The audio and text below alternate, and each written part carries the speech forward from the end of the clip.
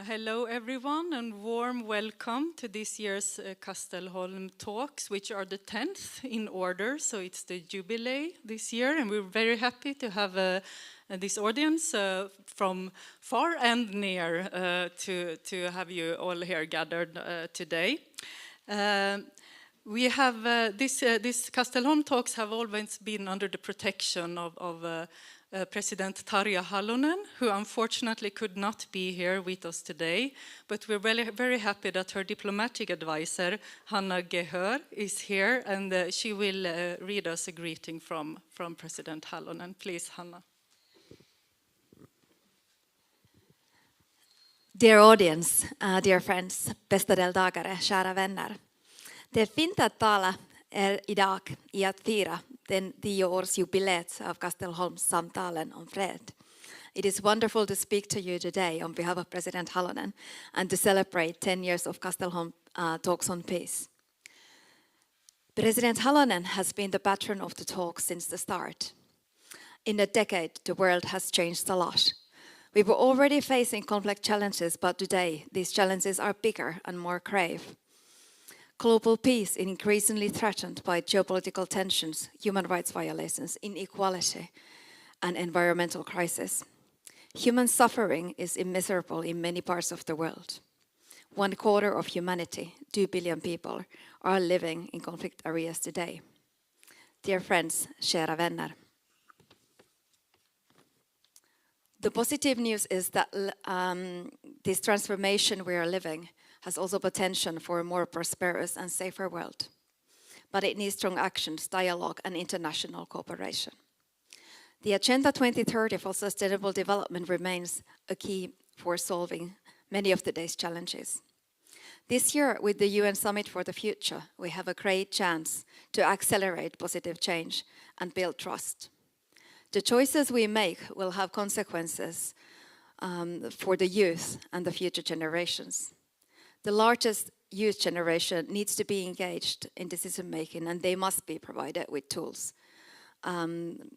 they need to realize their potential.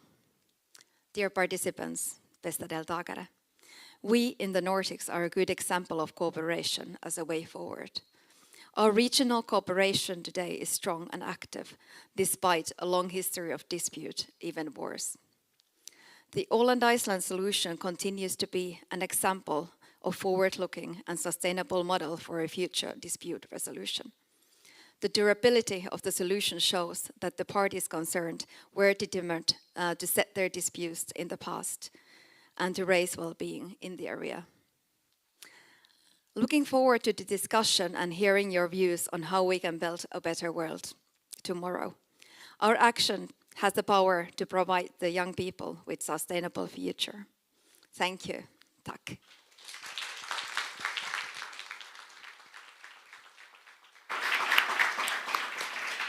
Thank you, Hanna, and a remote thank you also to President Halonen for putting us in the mood for the discussions that will be future-oriented and still with the baseline of times that are also challenging, as the greeting said. My role now is limited to introducing the moderator. She will then introduce our great panel that we are very happy also to have here. And for me, it's a special moment, I think, for us, Sia, because Sia has been the director of the Peace Institute since 2007.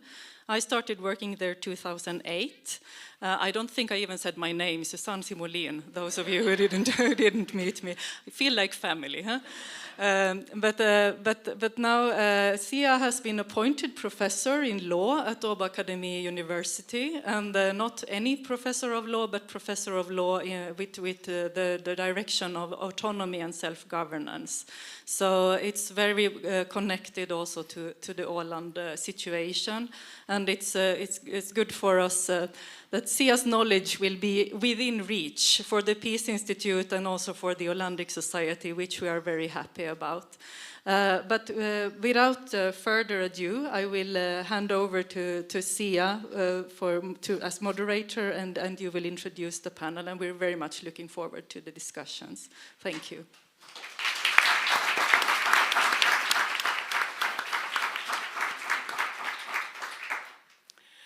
Thank you. It's one would think that if you have done this 9 times earlier, you feel confident and relaxed. But the future is always unknown, and this goes also for the 1.5 hours ahead of us. Some people think this looks like TV, and everything is very well directed, and you know exactly what will be said. This is not the truth. The truth is that we have had 9 pages of notes, but we have no script, because the future has no script. So we will have a conversation, as the idea of the Kastelholm Peace Talks has been from the beginning, a conversation which is not a debate, but an exchange of experiences and knowledge, and to some extent guesses, intuitions about the future. And if I start on the really dark side that President Halonen also wanted to point out, not only are there all these factual problems, I think that there is also the problem of the lack of our imagination or our energy towards thinking of something different. And this is why we need to think of how we ourselves are thinking about the future, which is a very trendy subject in, I don't know if you have noticed, the Peace Institute is quite often ahead of time in defining what are the big important words, and of course the future is extremely trendy. And it was also, as was said by Susanne, an early decision and a wish also by President Halonen to have a strong intergenerational dialogue around this theme and around the Kastelholm Peace Talks. And what I'm particularly happy about this year is that not only is there intergenerational dialogue in the panel, but we also have a very rich audience, richer than ever before, and I think this is very important. And these ideas are not really new, so we can say that if this has been discussed since the antiquity, it's bound to be discussed also a long time ahead of us. And Jean-Jacques Rousseau, I think, was the one who wanted the younger generation to have a stronger weighted vote in elections, so he was trying to experiment. And for this reason, I will start by presenting Lotta Tuominen, who is a student from Jyväskylä University, and you study social policy. You are also an extremely energetic person, which is, of course, how we all remember our youth. I'm sure the older generation agrees with this. You have been a coordinator for the peace work at the Finnish Scouts and a member of the Youth Peace and Security Network in Finland. And you have also worked very actively within the EU in matters concerning peace and cooperation, also through the International Committee of Alliances. So you have already done extremely much already. And I wanted to ask you, in all these activities and in your personal life, if we accept the idea of Jyväskylä University professors who say that the private is also very political, what does it mean to think about the future in your generation and in your personal experience? Well, thank you, Sia, and hello everyone. I'm really happy to be here today. Well, Sia just listed basically everything I've ever done in my life. And I can agree that it's a lot. And whenever someone asks what I do, why I do it, or how I do it, how do I have the motivation to do all of this, I think a very important or very, very simple answer to all of that is community. What I want to do is I want to strengthen communities around me.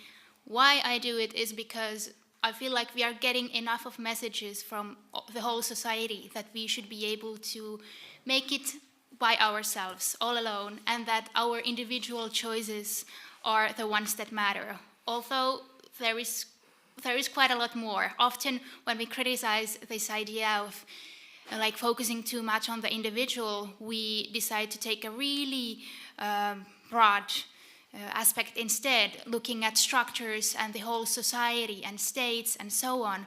But even if we look at both of these levels, the individual level and the societal, we still forget that there's so much in between. There's always the communities, the different sized ones, whether they are student unions or sports clubs or kindergartens or whatsoever. They all have so much power to change the world in a sustainable way that isn't based only on forcing or demanding, but on participatory processes where everyone has a say on the agenda that said community wants to take further. And yeah, just like you said, Sia, and how Kari Palonen from Jyväskylä has said, even the personal is political, and I agree with that. Of course, it matters what we dress, how we live, what kind of houses we have. But at the same time, I am quite tired of the individualistic approach that I think is especially hard on young people. I think we get a lot of messages where we get this idea that every single life choice you make is on you. It's completely in your own hands, and if you fail, it's your fault. And I am highly against that, which is why I want to work with different communities and strengthen even those communities that I'm not personally part of. Well, how do I do all of this? That is also thanks to communities. Of course, I wouldn't be here today without all the people I've met along my way who have supported me, who I've learned from, who I've become friends with. That is so valuable. So along my way as a sort of youth activist, I have struggled a lot with the image of future that I want to build, because sometimes I'm afraid that what I see as playing the long game could actually be just sustaining the current status quo. Because, you know, especially when you work in like international politics, you of course have to be really patient. But at the same time, I sometimes get afraid that what I'm doing might actually just feed the existing systems instead of creating new ones. And I think that's really, really relevant concerning NATO, for example, which I think my colleagues will also talk about. Like, should we try to change NATO from the inside, or just try to somehow criticize it from the outside? Or can we at the same time support arm trade, like sending arms to Ukraine and promote non-violence? I think those are big questions, and I don't have very strict answers to them, but I think this is where the concept of utopias can be super important and useful, because that is how you create a bigger picture of the kind of world you want to go towards. Like, even if you take baby steps and you will never reach the actual utopia, it can still be something that leads you on your way. And although I just said that utopias are something in the future, I still also think that utopias can exist. They can become reality for 1 minute at a time at a certain place. Like, for example, I just recently had this dinner with my a local activist group for Palestine that we have in Jyväskylä. And we had this dinner at a Turkish friend of mine who served us with the most delicious dinner. And during the dinner, we were discussing our future activities, but also our feelings about the situation in Palestine, having like this peer support. And you could trust throughout the evening that everyone shared the idea of absolute human rights, but there was still also room for disagreement on how the world should be organized and so on. And yeah, there was something about that night that really struck me. And afterwards I was like, I understood that there was one kind of a utopia for me, because that is just what I want to build outside of that little apartment, outside of that little evening. I want the whole world to be a bit more like that. In a way, you could also think that there's something utopistic about Åland and the way things are here. I mean, no. It's utopistic and still we are here. Yeah, absolutely. Tell me about it. But if you if you were to describe Åland without the word Åland in some other place and time, it could sound absurd, it could sound like something impossible, but it's not. It is reality here, and I think that's a great idea. Yeah, so maybe just to... So you opened up, I think, in a very rich way, and it makes it easy also to continue, because I think that you pointed a lot to the individualistic condition in which many people think that they exist or feel that they exist. And at the same time, I think if you think really about the idea of the future, it's a very anti-egoistic idea. Because if you really get deeply dark, we can say that the only certain thing is that we quite soon will all die, sooner or later. And in that sense, the future forces us to think about something else than ourselves, isn't it? Including future generations.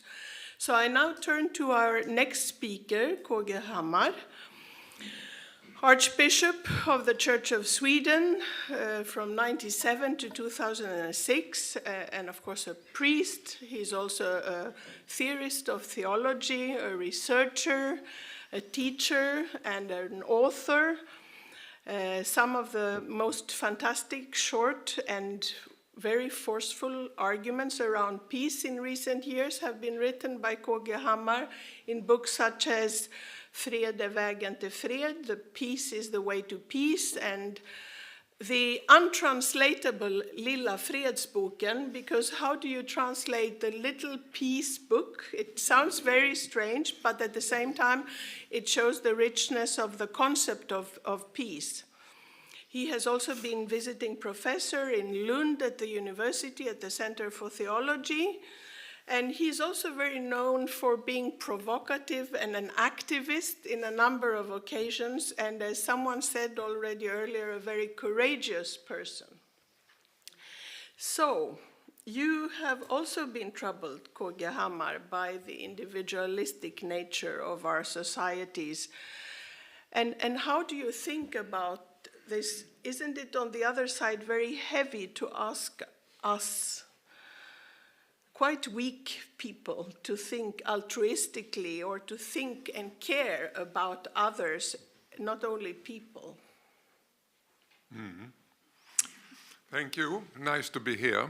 I heard a lot about these talks, so it's nice to be part of it now. Time is short in many ways, and we all hear the alarm reports almost every day. Yesterday we heard about the oceans becoming warmer much faster than the researchers think or thought. And we have all the time we get about the biodiversity diminishing very fast, and the greenhouse effect and all these things. So we know that we have big problems, and if I am courageous enough to say that I don't think we have any future if we don't change. And that is, to me, not an individualistic burden, but a possibility for us to look upon ourselves in a different way. I got stuck in the title of these talks, The Future and Us, because everything depends on what we mean by us. Who do we include in us? Is it our family and our country, our island and our Western world, or the fortress Europe, or mankind, or do we include all the living entities in this world? Those we are so dependent upon and entangled with. Yesterday we had some short reflection in front of the art, the piece of art outside the town hall, I guess.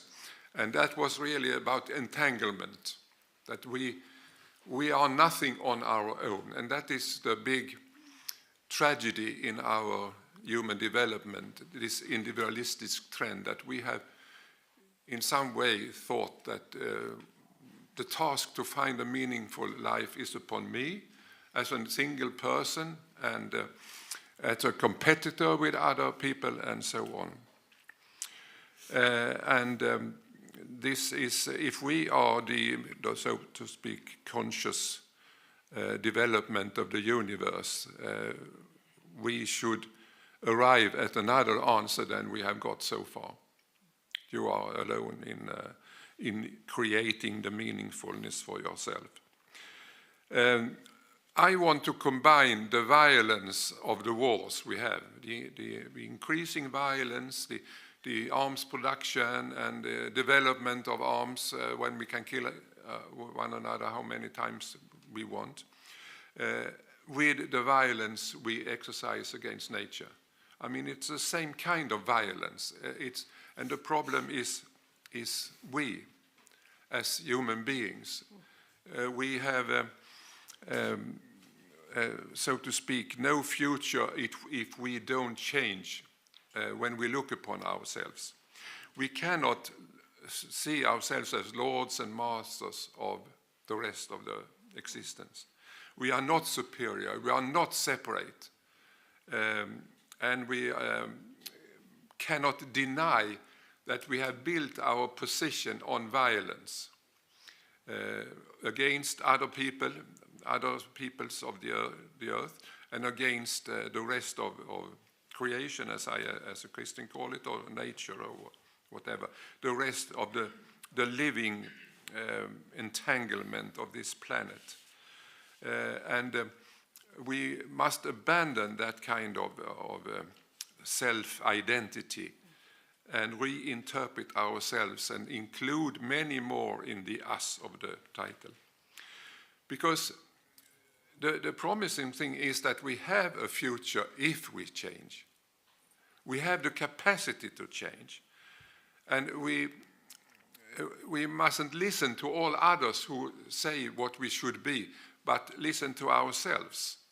We listen to those who are experts, and we listen to our own experience, but we also should listen to our deepest heart. I mean, what we really want, what we really appreciate, what we really value, and ask ourselves, who am I, and whom do I want to be? Do I really feel satisfied by being a competitor on this planet with other living entities, or being a consumer and as the final goal? So we have to abandon modernity's hardcore, in the sense that it has put the human being in the center of everything, the only subject of the universe, and also built that position on violence. And also the denial of the modernity that we can build on eternal growth, the understanding that everything will just suffice, we can go on and don't change our whole approach, and interpreting progress and development in material terms. And this was originally the Western understanding, but has become global in the sense that we have spread it all over in an imperialistic way.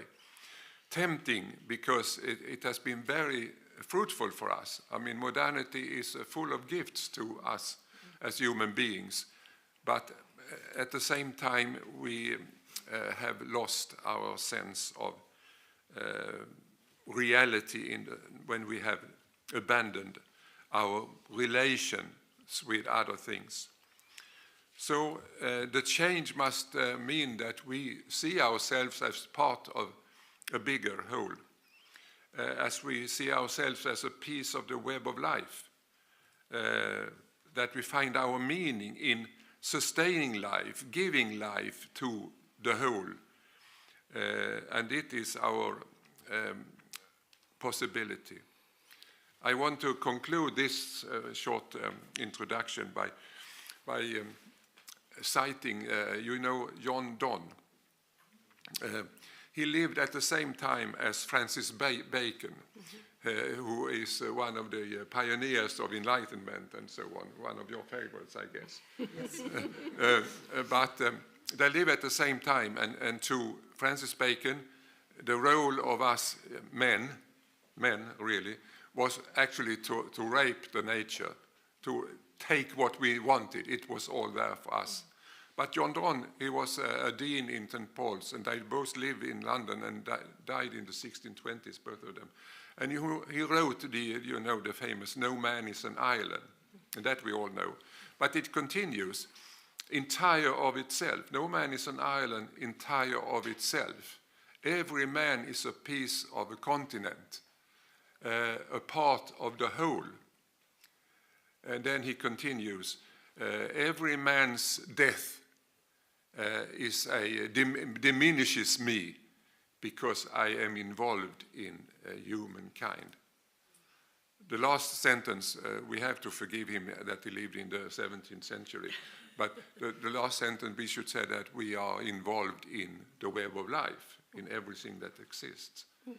So it's striking, I think, that the bridge between the generations seems to be the word change, that for a number of different reasons this is not in accordance with what we experience as the most important. And KG Hammar, you used words which of course push us straight into the hands of B. Puranen, because you questioned enlightenment, and of course the heritage of enlightenment is research and knowledge, or the way we think also about research and knowledge.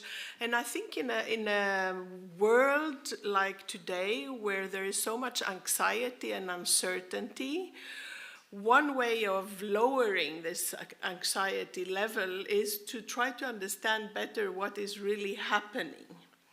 So in that sense, I truly believe that there is a connection between managing the uncertainty of the future and the role of knowledge and research in this. And you, B. Puranen, you have worked with research for very many years and from very many different angles. You have been interested in what KG Hammar actually mentioned, the values. What are our values? What is driving us ahead? What is it that we put as the meaning in our lives and which appreciate the most?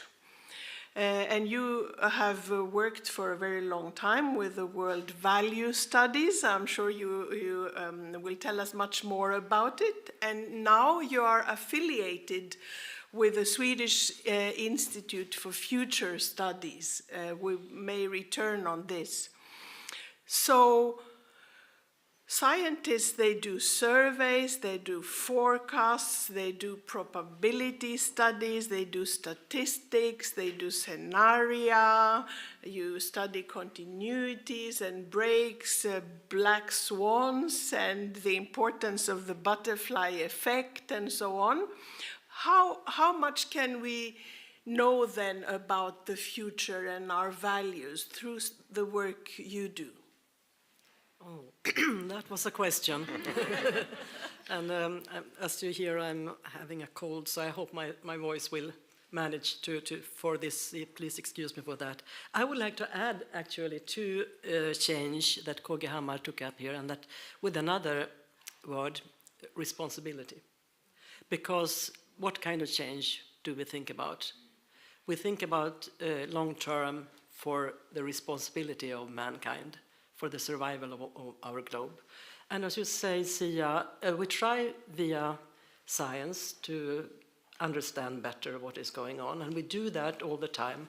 We live now with a very strong narrative around that everything is deteriorating, that everything is getting worse and worse, democracy is death. We have predictions around a lot of things.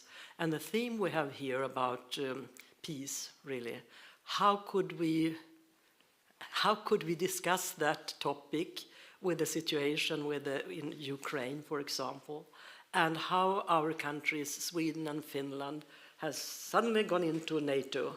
How should we address this? I hope we can discuss it more thoroughly now during this speech together with you.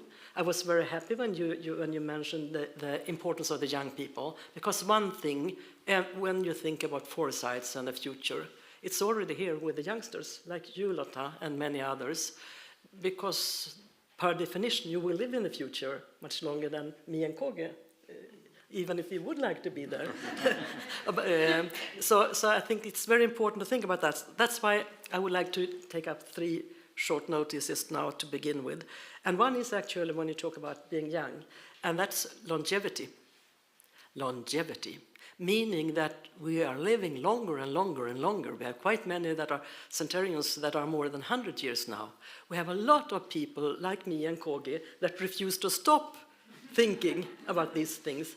And we would like to join forces with you, Lotta, and your friends, because longevity can mean very important things. It can mean adjusted life years, quality of life years. What would we like to do? We have a lot of people in our age that would like to help and support with the experience that we had gained during our long lives for this. And I think since we have 25% of our populations almost in that age group, being 65 plus, we can do a lot together, join forces and do it together instead of seeing it as contradictory to each other. So that's one of the very important things.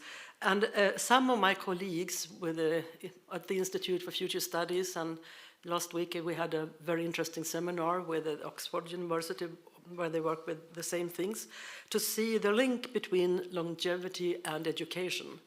People are getting much more educated. We can learn a bit more. We can understand a bit more. What will the implications be for the future, if you think about that? That is one thing to take up. Also, this health span extension, that we stay alert and cognitively alert much longer. What makes life worth living? To put these questions on the table for the future. I think when KG Hammar, when you say, who is us? Us must be every living species on our earth, everything, everything that is alive in a way. That's the broadest definition we can think about, and very important to have that as a platform, but also thinking about us, human beings, what we can do, because we can do a lot. So longevity is the first important part there. The second I would like to say, that's the question of tolerance and intolerant people. I mean, why do we have this situation today with these wars? How did we come into that situation with war in Europe again, one more time? And to think about that, I also would like to make a quotation. I don't have it in my mind, so I've written it down. I'm not having your memory like that. But it's someone who lived more recently, just when the Second World War ended, Karl Popper. And Karl Popper, he wrote something that we could call the paradox of tolerance. And what Karl Popper said was that, I quote now, unlimited tolerance will lead to the disappearance of tolerance. We need to put borders to the intolerant forces. But how do you do that? And when you at the same time will defend freedom of speech, letting everybody give his say, and understanding how can we do that. And I believe this is vital for the situation where we are today. How can we defend a tolerant society? Well, certainly not by suppressing intolerant values, but instead coming up with rational arguments, trying to keep them in check by public opinion, for example, that we together speak out and say what we think when it comes to intolerance.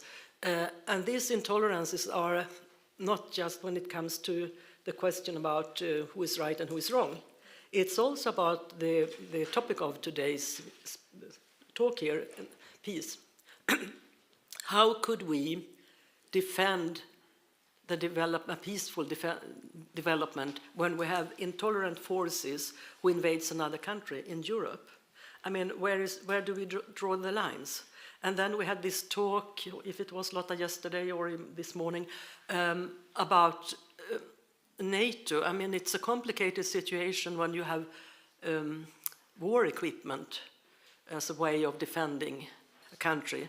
And then I would like to quote another one, and that's Stoltenberg, who is leading the NATO organization. He claims that NATO is needed because to conserve the peace for the future. And I was thinking, how could he say that? Well, he explained, it is actually a question about protecting us against war. NATO is protecting us against war. It averts war. It wards off war. When I heard that first, I thought, how does that? How could he have that kind line of reasoning? And I believe actually it is quite interesting. What if we, from the inside, that was what Lotta mentioned, from the inside of organizations like NATO, and Sweden and Finland and many other good forces coming in, can also build peace from the inside instead of standing outside and arguing.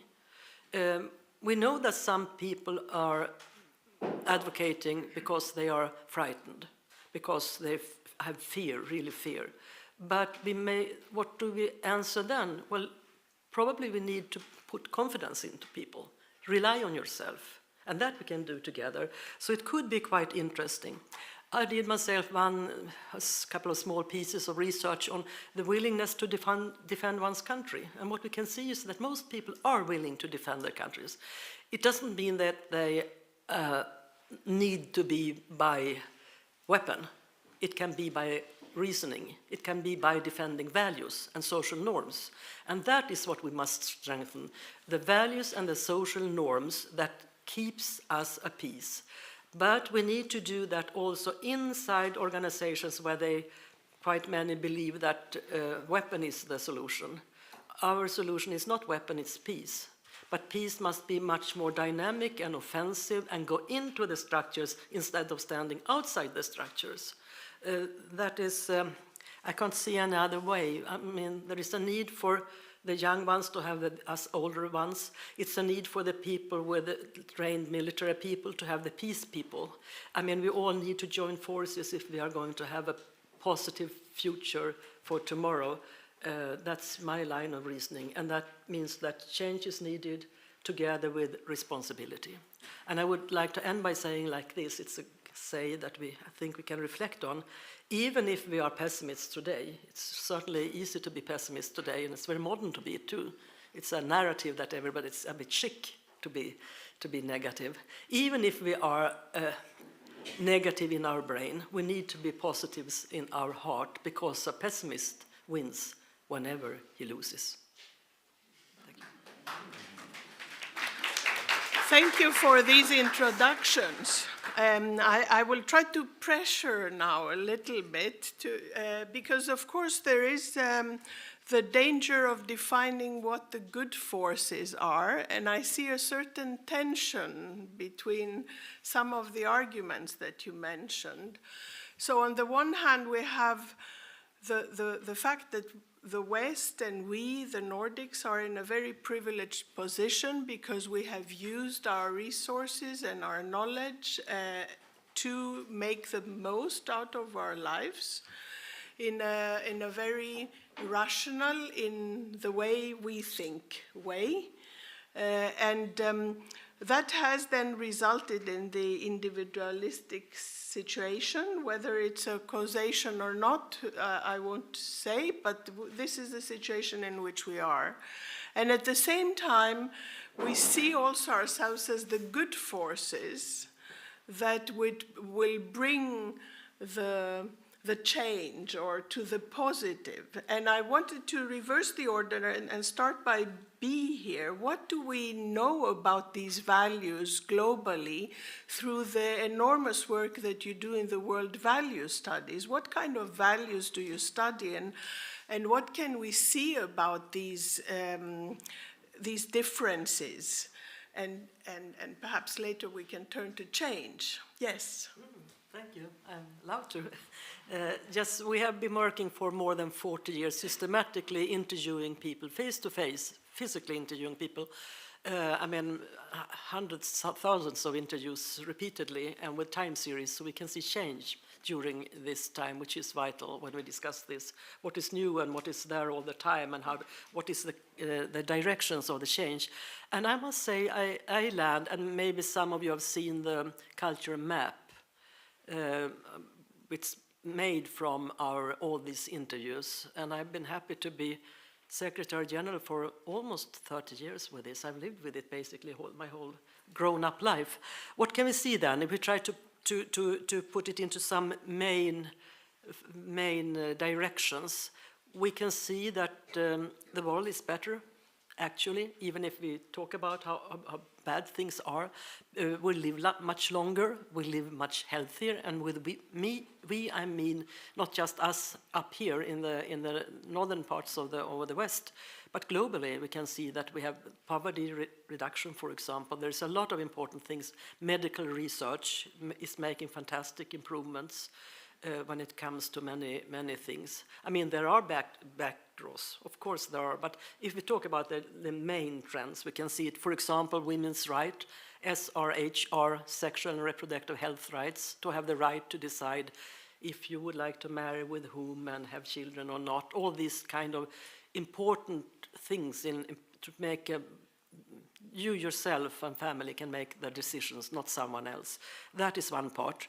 The democratic development. There is a lot of people saying that democracy is death now. It is not dying. It's quite vibrant in many parts, so that's also a part. Communication, we know much more now. We have the educational level, which is very important. But also communication, even if we are very upset about things on the media.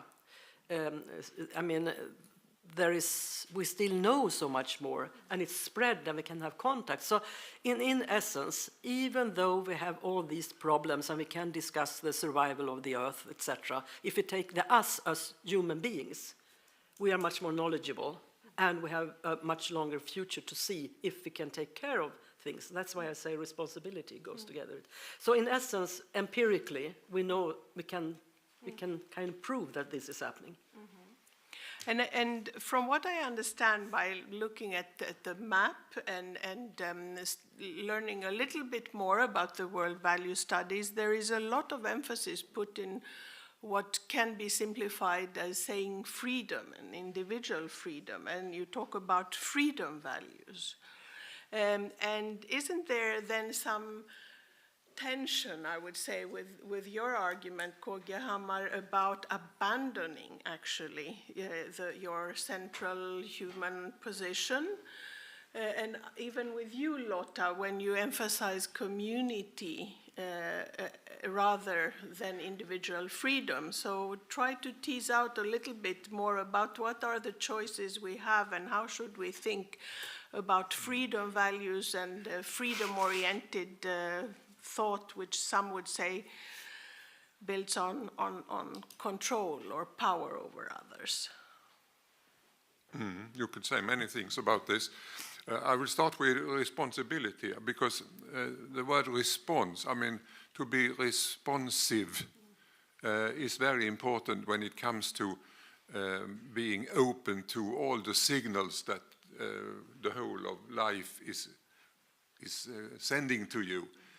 So responsibility means to take responsibility, but it means also to have some kind of tenderness, humility, to not to control, but to be a part of. So it's a wonderful word to reflect upon. And I also want to reflect upon the question of borders, because we all know borders to be psychic healthy. But we should also be able to transcend borders in order to widen our worldview and the view of ourselves. So borders is a tricky thing, and then you must be very careful that you don't think that borders are necessarily national borders, because we all have transcended national borders in Europe. And now it seems to be the nation state that becomes the most important thing to defend. And I question that. And it's more about seeing that we also are part of the other one, on the other side of the border, and take consequences of that. So then you could always ask, who is winning of your defending your national border? I mean, we can see who is winning on the Ukraine war. It's all those who produce weapons. I mean, just a few years ago we worked a lot to diminish arms trade and so on. And now that seems to be priority number one in the European Union, to produce as much as possible. And it might be that we have to say that, well, this is the fact just now, but we must not forget that it will never create peace. War has never created peace. But you must see someone to work with in the other one, in the enemy. Jesus said, love the enemy. And love doesn't mean to like. It means to respect as a person, as someone who has the same value as you have. I mean, even the enemy has the same value as you have. So it's a different approach if you recognize that you are part of the other.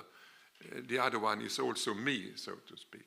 It is about widening the we concept. So what do the value studies show us about the spectrum of values and also transgressing those national state borders? Because I think this is one way of looking at your work, is that these values are not nation-state bound in some sense. Thank you for raising that topic.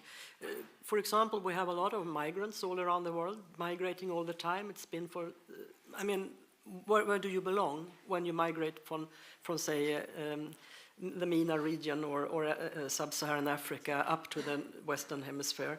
That is very important to follow. I mean, they don't follow borders. And you need to take your roots with you. I mean, your identity. We talk about identities, and I think that's very interesting. When you say the we concept, the Nobel Prize winner in December in economics was a lady, Claudia Golden, and she talks about we. Women's economic empowerment was her subject that she got the Nobel Prize for, and it's really very important. Women all around the world, I mean, whatever country you live in, you face something that she has shown by being an economic historian, showing that a U-shaped curve, not the way we earlier thought about life, that you start and you climb up and then you're on the top of your life and then you go down and dead.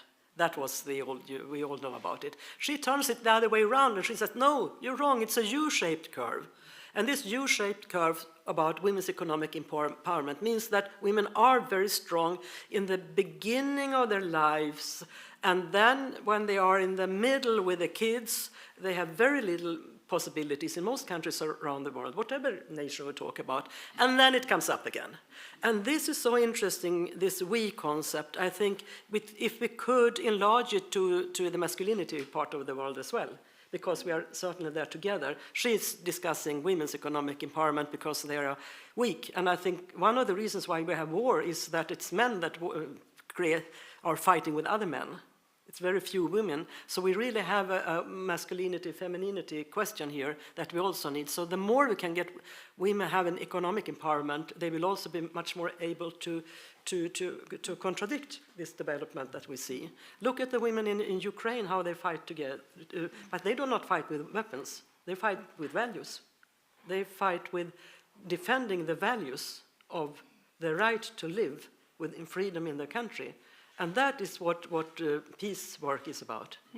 Lotta, would you like to comment on the ideas of values and the discussion until now? Yeah, well, to add to your last point also, that also resonates to young people, because young people are also doing a lot of peace work, for example, in Ukraine, but also on the borders of Ukraine, right on this moment. For example, the Scouts have been there since the beginning of the war, helping to get aid to the victims and so on. But yeah, in your very first comment, you asked the question, what makes life worth living? And I think that really is a very in the core of this whole discussion, if we want to move on to a truly sustainable society in order to keep this planet alive, because all the things you described, all the good developments in the world, I may be a bit pessimistic, but I feel like they don't really matter if we don't find solutions to the climate crisis and the biodiversity loss and so on. So so we have to ask the question, what are we here for, and what are the actual freedoms that we should strive for? Is it really the freedom to consume as much money as you ever want to, or could it rather be the freedom to go to nature whenever you want, or the freedom to spend time with your loved ones instead of having to spend 8 hours a day in work, for example? So yeah, I think these are in the core of the discussion, also because I don't see any real political change happening, like drastic change, without a cultural change that precedes it. And that is why I think, it's just so important to also focus on emotions and on our lifestyle and all of that, not just on policy papers and so on, because they're not gonna happen, or they're not gonna last if people don't feel like the transition is fair and just, and if they don't feel like they're actually winning when we are changing to another kind of lifestyle. Mm-hmm. The audience is applauding. And I think what is really, really interesting in what you're saying is that you are both elaborating around the idea of time, in the sense that what is the lifespan of a human who works a certain number of years and does a certain number of things. Also, what is the lifespan of different species or of the earth as such? And you're saying, Lotta, 8 hours a day. What does that really mean? So let us then talk about time, because I think that this may be, we are all extremely stressed. Here we sit with 3 clocks, for example, 3 watches, yes. So time is at the essence, time is money, some say. At the same time, there is the New Testament use of the term kairos, keros. I always have a Greek word to use if possible. And this kairos or keros is something very different from the chronological idea of chronos, that those who have been at the Lyceum have heard speeches about that difference. And it seems to me that this has to do with the responsiveness that you are also picking up from KG Hammar. What is it to be in the good time, in the keros, and how do we think, and later I will put questions about the time in the value studies as well. What do you say, Yes. KG Hammar? There is an old Jewish Christian terminology, the 8th day, den 8:e dagen, the 8th day. And that means that you break away from the chronos, from that was is already predicted and caused by the previous all the time.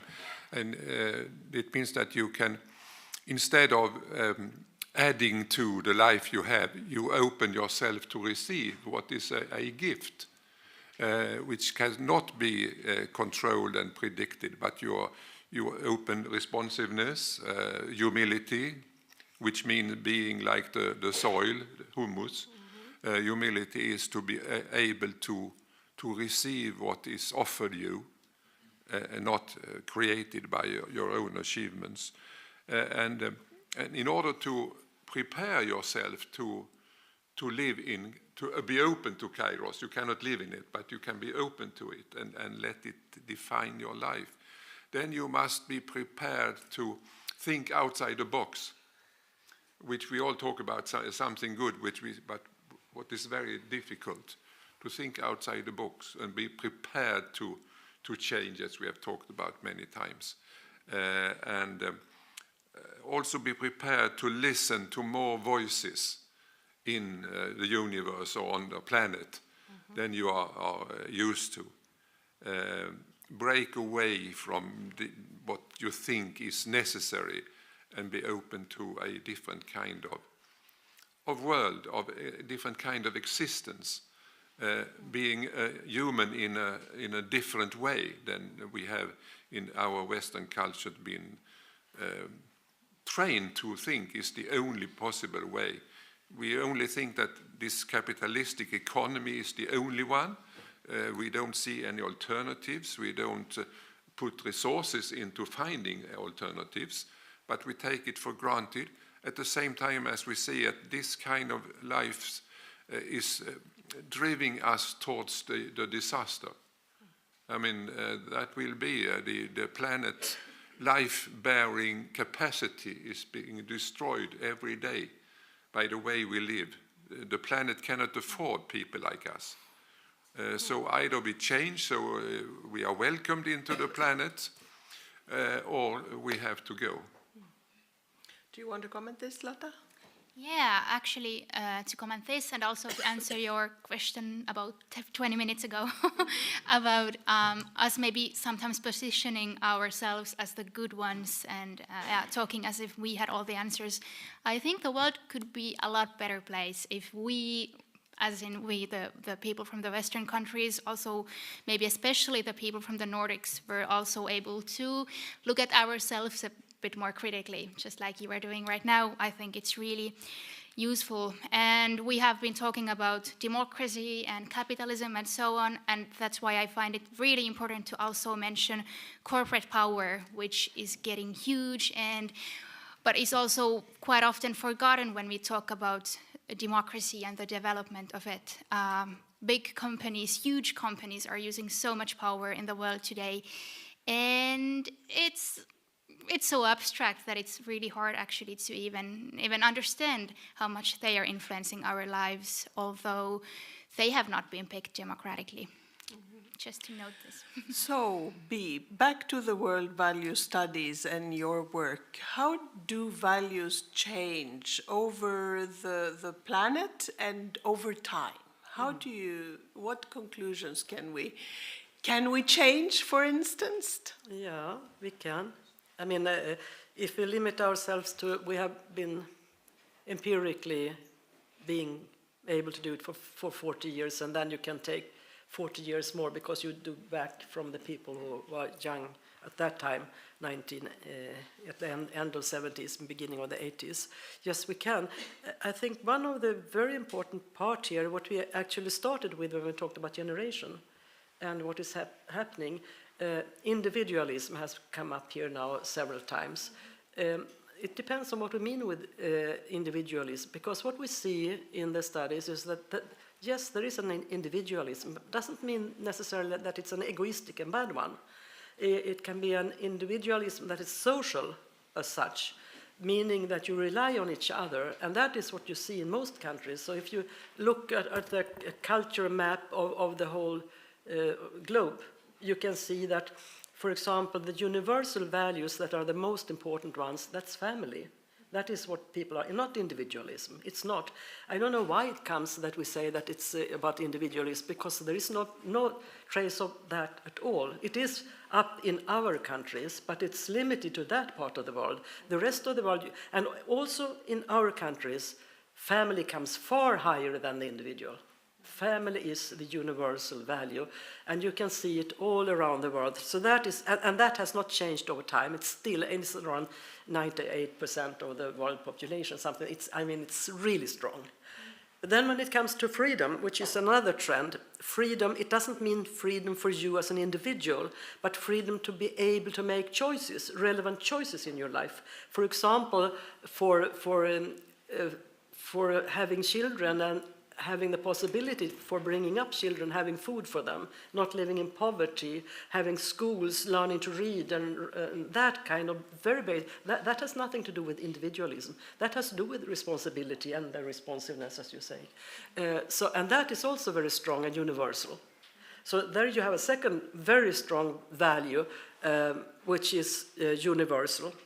A third one, when we talk about what we have in common, because we tend to always talk about the peculiarities for special areas instead of talking about what's togetherness and what do we have that binds us in common, that binds us together. And here comes your peace work, which is important. There is no normal living growing up persons in any country, not in China or Russia or any country that long for war or for getting into conflicts. They would like to have a peaceful life. So we must build our concepts for the future on what is common ground and that we can see, and that is empirically very well grounded. While the other, more communicated within media, media always focus on differences and aggressions and dramatic things that happens, and then we kind of think that, oh, the whole world is just terribly, terrible, terrible. It really isn't if you look upon these new things. And I would say also when it comes to companies, I mean, there are many companies that do really good things. Think about the medical pharmaceutical industry when it comes to COVID and the COVID situation. I mean, how fast they found a working vaccine. That's an excellent example. I mean, it can serve for good and for bad. It's not the science and the knowledge in itself is what is important, I think, when it comes to that. If I take then the other side, differences. These are the common ground that's important that we can see, and that is what we need to rely on. When we talk about differences, we have mentioned here the individualism, yes, but what kind of individualism? There are certainly egoistic trends where you think about yourself only and you ruin the world. We have the climate crisis, which is the example really of what is happening. There we need to, and that's why I took up Karl Popper. Because sometimes you need to be intolerant too. And in these cases, when we talk about the survival of the globe, when we talk about the climate crisis, we need to be less tolerant and much more intolerant. That is the only way. We can't accept it. And we need to make lists, rule of orders of things where we should be intolerant and also be that together. Populism, for example, when it comes to right-wing populism, where you spread hatred against people coming from another nation, coming from another. I mean, like migrants are really were very badly treated, and they can be asylum seekers, for example, and you push them away like you do not take responsibility. So you're back to responsibility again. These are two very important parts where we need to be very strong in and where Karl Popper is right. We need to be intolerant here, because if not, the intolerant forces will take over. And that is what is happening when it comes to climate change. That is what's happening with the attitudes to the migrants, for example, in the Western world, when people vote for far-right populism. And we stand now and foresee an election in the US this coming autumn. That is really scary. There too we need, I mean, if we want democracy to be safeguarded, we also need to be strong when it comes to these things and to speak out loudly. If I may connect to an issue which has not, and a word that has not yet been used, but which is somehow almost below the surface all the time, you have emphasized not only individuals, you have also mentioned the nation state, you have mentioned family, you have mentioned community and a number of organizations. KG Hammar, you are have been the head of a very strong institution, and you work both with World Value Studies, which is a global network of researchers, so we have to do with these institutions. And my question then is, how is it between trust and institutions? If we think about the future, and you want us, KG Hammar, to be open and responsive, how is it with the trust we may have then against all others and everything around us, when we know that there are these some would say crazy people who love violence, or dictators that have a great interest, or corporate interests that want to produce weapons. How do we do this trust, and what is then the role of institutions as you see it? If we would think a little bit removing some of the burden from the individual's shoulders. Lotta, would you like to start from your many... You're also a scout, I forgot to say that. That's very important. Yeah, I'm a scout.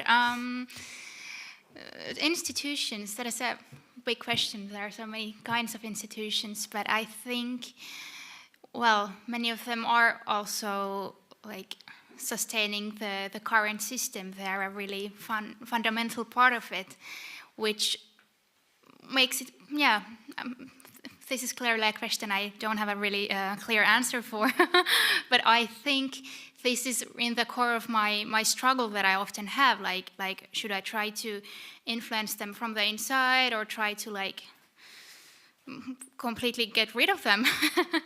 But I think it's not that black and white. I think you can be critical while working from the inside and while taking the like little steps to the right direction. Maybe I'll give some more thought to that and let others speak. I guess it has also to do with this, is cooperation and good relations in society the result of the trust that we already have, or is trust, on the contrary, the result of the cooperation and the institutions? Do you want to come back on this? Please. I one more thought, just to say about the idea of individualism that you just addressed, which was very welcome. It can mean many different things, but I think it's actually the institutions often that are like emphasizing individualism. Like, for example, in my home country, Finland, we are right now like having many new policies implemented that put even more pressure on the individual to take responsibility over everything in their own life, like your income and your health and all these things that, of course, you are responsible for them in a way. But before, I think we had more universal services that meant that you can also trust the society to take care of you when you're not able to do so yourself. And so I don't necessarily say that people are like egoist when I say that individualism is really strong. I think we have also built, and now we are strengthening these institutions and structures that encourage us to think that way, that we are here alone and not together. Mm-hmm. Yeah, that's a good point. I think one could differentiate between confidence in. You can have a confidence in some kind of organization, but trust in people. I mean, then you are talking about individuals. Mm-hmm. And it's quite interesting to see how trust works. For example, you can have trust within. That is what we mentioned earlier, trust within the family, for example. That's an important part. But then you have statements. We, for example, have one statement. Most people can be trusted, and people are generally quite high on that. You have a belief in other people on a generalized trust. Mm-hmm. But then when you continue and then you ask, trust with people you meet for the first time, then it's much, much lower, and it differs between different parts of the world. For example, us here up in the north, we are extremely high on trust to people we meet for the first time. And that is unique for this part of the world. While many other parts, you need to know people before they show that they are trustworthy. I.e., we need to talk about trustworthiness. And trustworthiness is another thing than trust and confidence. And these mechanisms are quite complicated, actually, when people decide on whether to rely on something or not. And then you have these people who can believe in flat earth society or whatever, that they do not take in any rational arguments, and that makes it difficult, because there you have extremely low trust to the society, trustworthiness is extremely low, and you have increasing groups of people who tend to lose trustworthiness in the society, and that is a dangerous process. While up here in the northern countries, we are still very high, both on trust to people we meet for the first time. We say welcome when people come. You don't. Earlier, when I grew up, we never locked our doors because might come someone, and of course there needed to be open doors. That is not the case anymore, so increasingly, but still slowly, we have this weakening of the generalized trust. I think it's extremely important to see the trust is connected to all these other things we talk about. It's the baseline. Wouldn't it then, for you, KG Hammar, mean that the Nordics should also be very responsive? Are you convinced about our ability to be responsive? Yeah, in a way we are. I mean, we often claim that we are the most secular people, society in the world, and your map and so on up there, the secular corner. But that's not true when it comes to the Swedes' relation to nature. I mean, there is a spiritual openness to being part of something that is greater than I myself. So in that sense, I think the Swedes are very promising as a spiritual experimental field in the future. You know, trust is the most important word in the New Testament, because to have belief in is not to have ideas about things, it is to have trust. Fiducia in Latin, and so on. So there is a cognitive misunderstanding that to believe is to have ideas about supernatural things. That's nonsense. To believe is to have trust in life, in God, in that you are taken care of, even if you cannot control your own life, and things like that. So it's a very important word. And that trust, as I see it, is reflected on our trust when we meet, as you mentioned. I think we shouldn't trust organizations. There is a devil in every organization. Simone Weil was exactly of the same view, yes. Yeah. Because, and I know from a lifetime experience that you must ask yourself, why is this organization here? What is the idea behind? And that you should trust if you have the gift to do that. But not the organization, the structure. Dag Hammarskjöld questioned the structure of the United Nations, and said, you must remember it's the idea about peace that is I'm giving my life to, not the organization. And when I ask, as I did last week, if you what you trust different organizations in the Swedish society, I always feel that, well, it's not about organization, it's about you have met people within the organization that you have trusted. And that can spill over to the organization, but you should always be a bit cautious about organization, so you don't be too loyal to it. But there are some organizations, though. I mean, when you talk about communities, I mean, that more loosely organized civil society organizations, I think, do you agree we can trust them a bit more? A bit more, yeah. A bit more. Okay, that's good, because we need to think about... We have to trust something. We cannot live without. No. And then we have another one, when we think about different generations. We have a problem with us being more older. We would like to think we are a bit wiser, wouldn't we? We are. We are. Then, blessing. But then think... If we are kind of no importance, if young people believe that all elderly people they will die off, and then we will take over. It's a dangerous word. We have lots of elderly people with a lot of knowledge, and perhaps being wise, but we live in a society where it's not counted for, and that is really a dangerous mixture. How should we change that?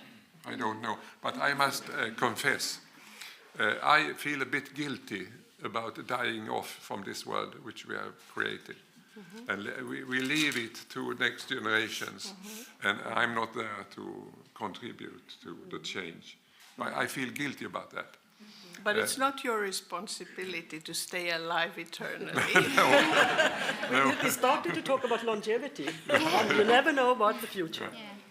But many young people also have sort of an opposite impression where it feels like young people are the ones who are not being heard. And I think a good example is that many youth organizations around Europe, for example, are advocating so that the voting age would be lowered to 16, for example. And really often when you talk about it, people are like, yeah, but they're not gonna know, they're gonna be so easy to influence on social media and la la la.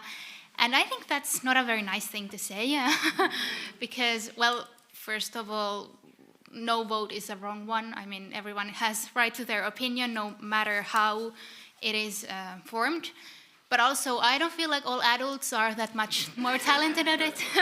So, yeah, just a note. But also, to what you said earlier about like the like how important is it to trust the people around you, and how dangerous it can be if you lose all that trust. And I would also highlight that from the perspective of young people, because as many of you most likely know, there is this big polarization going on between young people and even genders, and there's a lot of young men especially who are losing the trust towards other people and towards institutions. And of course, it's not just a question of age, it's also a question of class, for example.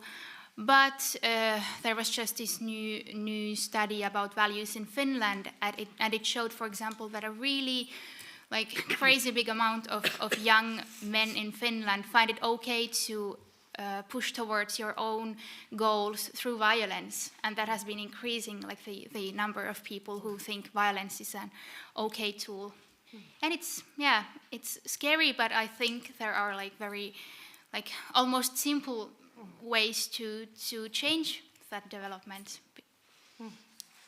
Do you want to? Yeah, yes. Talking about violence, actually, people do not admit to that.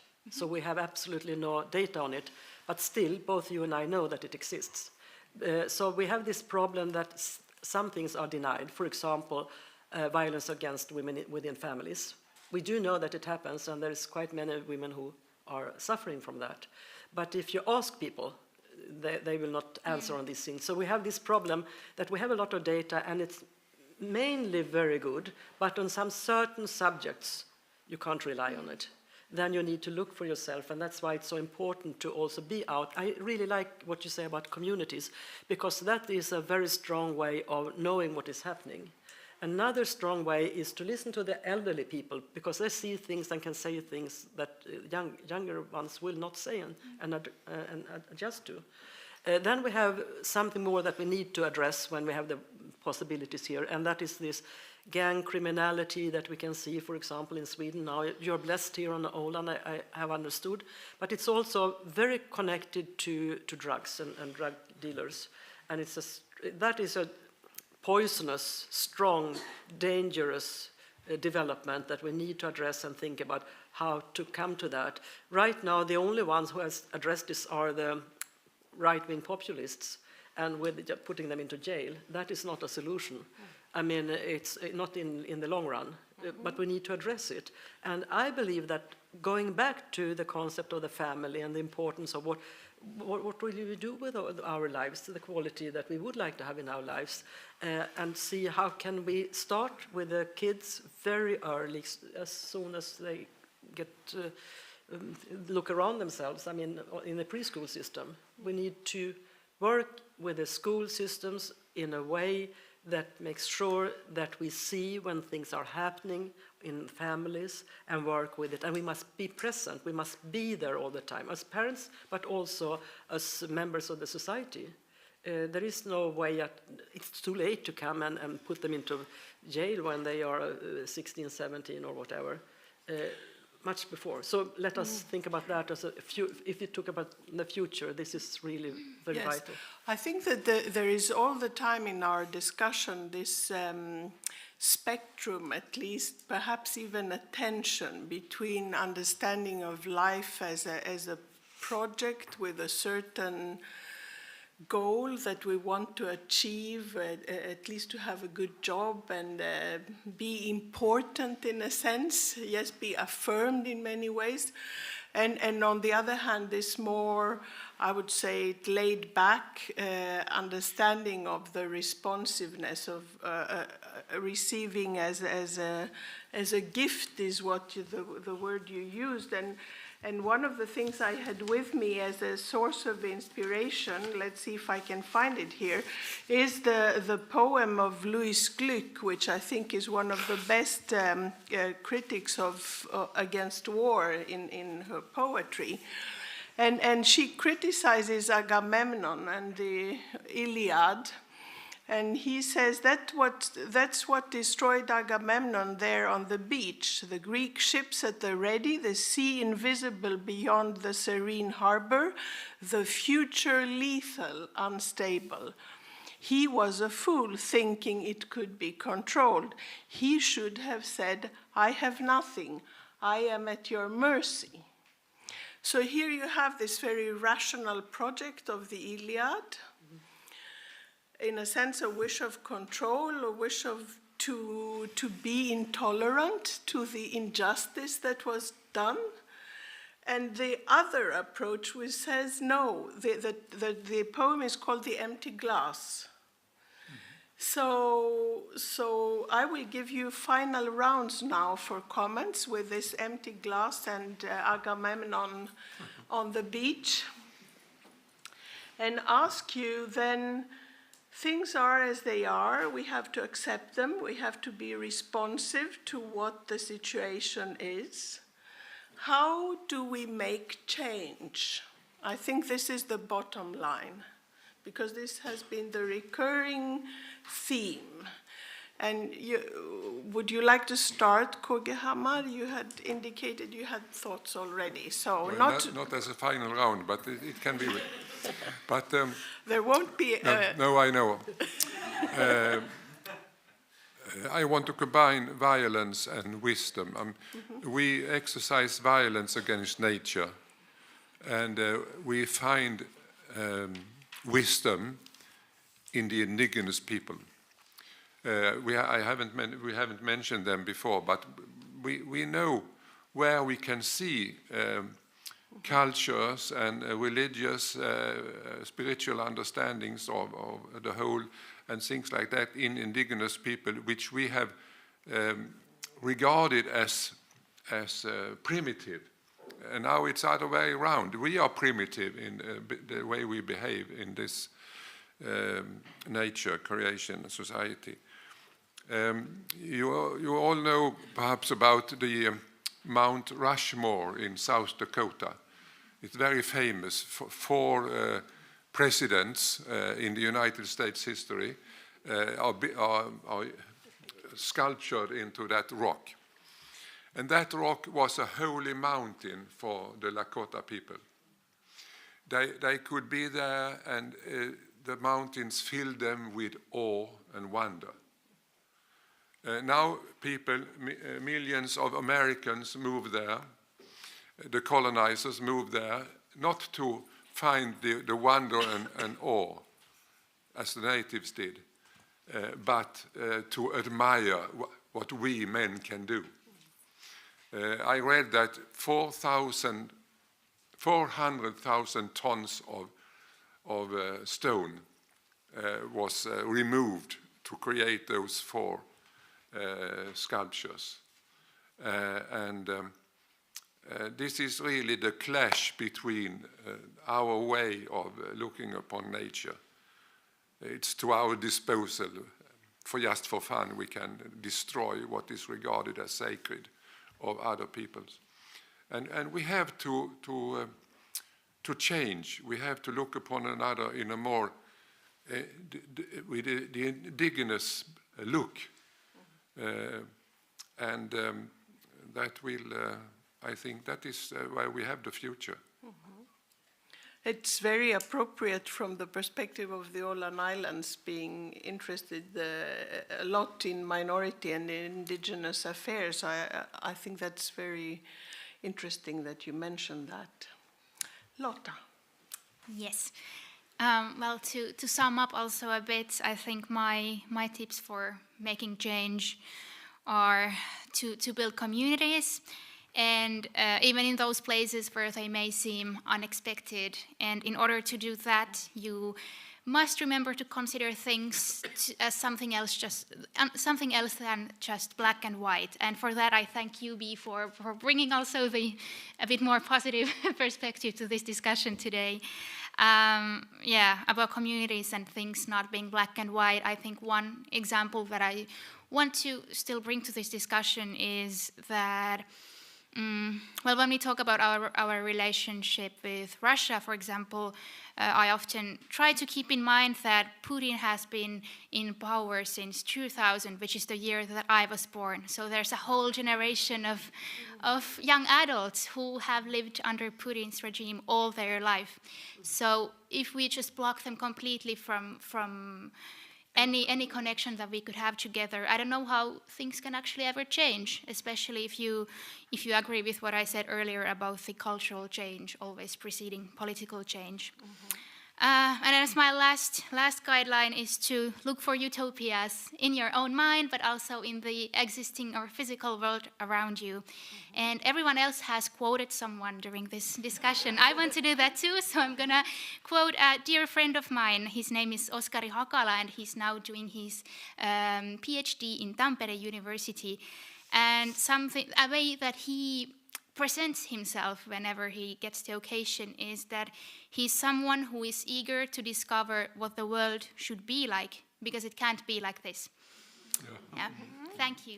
Thank you to Oskari. And B, you have the final word. Oh my, I still got the voice.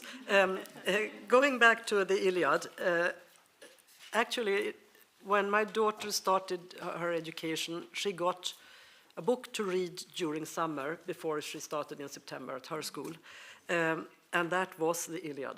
Mm-hmm. So we lived a whole summer with it, and the wisdom that you have there. So you asked how do we make change, and about Agamemnon on the beach. Well, when she ended her education, there came a book. I can really recommend it, and that's Steven Pinker.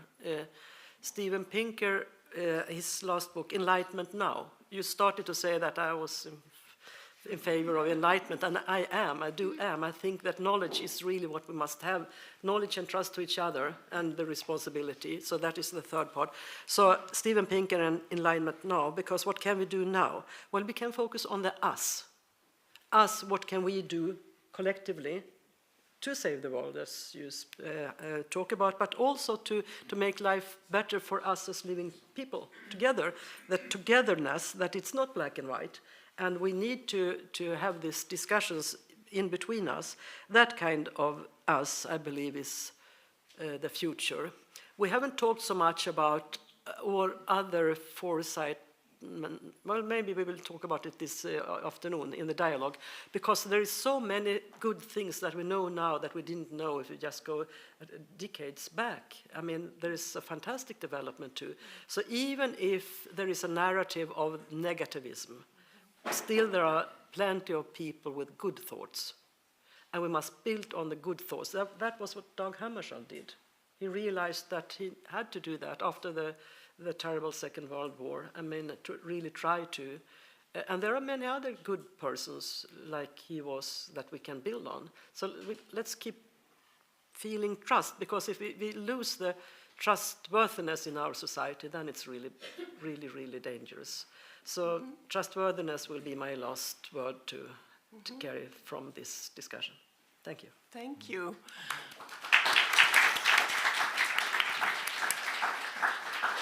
And if I would try to find the real commonality is a belief in what actually Louise Gluck ends her poem with. It is to believe in the effort, in the value of the effort itself, that it's not something that we can choose in a sense. We have to take the effort, and that's something that you said in your short interview as well, KG Hammar, that it seems impossible, but it must be done. So that's along the utopias We believe in the effort and the small value that may have. And I think that this will agree very well also with all the people who are following the discussion from far away, because we know that also in parts of Africa and other parts of the world, they are following the discussion digitally. And I hope we can send this message that we want to be open and responsive and make an effort for whatever that may lead to. And that's for sure uncertain.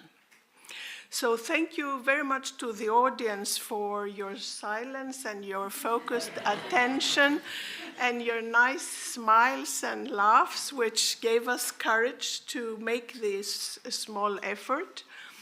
I'm extremely sad that this is the last time, but I very much look forward to be on the other side. That's my future. And last but not least, thanks to all our sponsors, without whom we would not be able to do this. And a very big, now you can really make an effort of a very big applaud for our speakers, Lotta Tuominen, KG Hammar, and Puranen. Thank you.